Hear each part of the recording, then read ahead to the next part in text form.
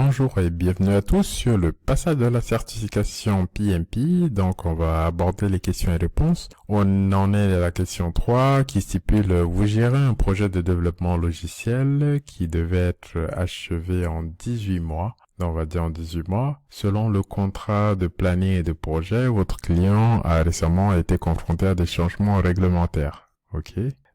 Qui exigent que votre projet soit terminé 2 mois plus tôt. 2 mois plus tôt, il vous demande de le faire. Donc voilà, c'est son exigence. Comment allez-vous aborder cette situation? Donc là, c'est une question, comment allez-vous aborder cette situation? C'est une question vraiment d'état d'être, de mindset et de savoir-être en tant que chef de projet. Justement, vous devez être en mesure de pouvoir répondre à cette question-là. Donc la première réponse, c'est informer le client des impacts de sa demande sur les contraintes du projet et après avoir obtenu les approbations nécessaires, accélérer le projet. Ouais, pourquoi pas, informer le client des impacts, c'est une méthode assez proactive, hein. Moi, je mets toujours en avant, en fait, les réponses qui sont proactives et qui nécessitent, en fait, une action immédiate. Donc, on va dire pourquoi pas.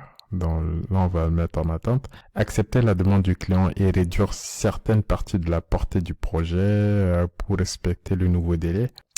Je suis contre cette réponse-là parce que accepter la demande du client et réduire certaines parties de la portée du projet, c'est pas forcément proactif, mais c'est aussi se plier aux demandes du client sans toutefois analyser en fait sa demande.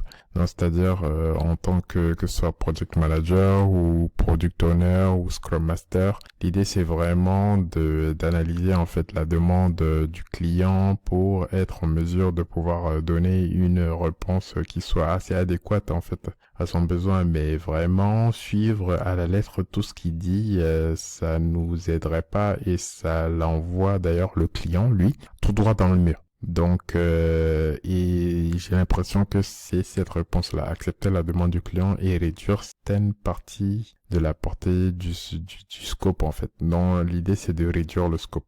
Donc, on réduit pas le scope juste pour une demande qui doit être livrée en moins de 2 mois. Donc, forcément, moi, je suis contre. Respecter le calendrier initial et informer le client qu'une fois que le contrat est signé, la durée du projet ne changera d'aucune.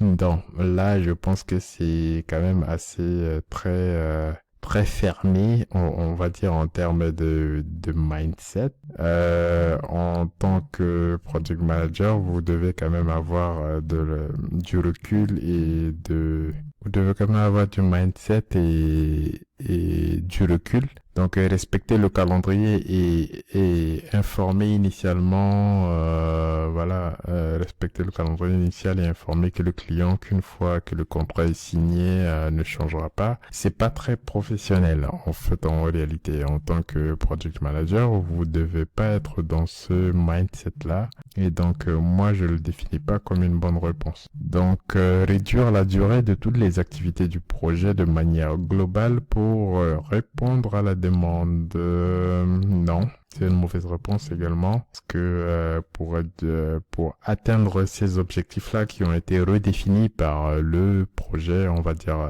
les clients, réduire en fait les activités ne sauvera pas en fait la marge, c'est-à-dire on n'atteindra pas les objectifs. Donc réduire la quantité d'objectifs ne nous permettra pas d'atteindre le delighting client, c'est-à-dire satisfaire le client. Donc forcément l'idée, donc moi je la supprime comme réponse, mais moi j'ai l'impression la première réponse c'est la meilleure réponse pour l'instant. Que forcément informer le client des impacts sur la portée du projet et autres contraintes, puis accélérer le coût et les plannings, forcément c'est la meilleure approche.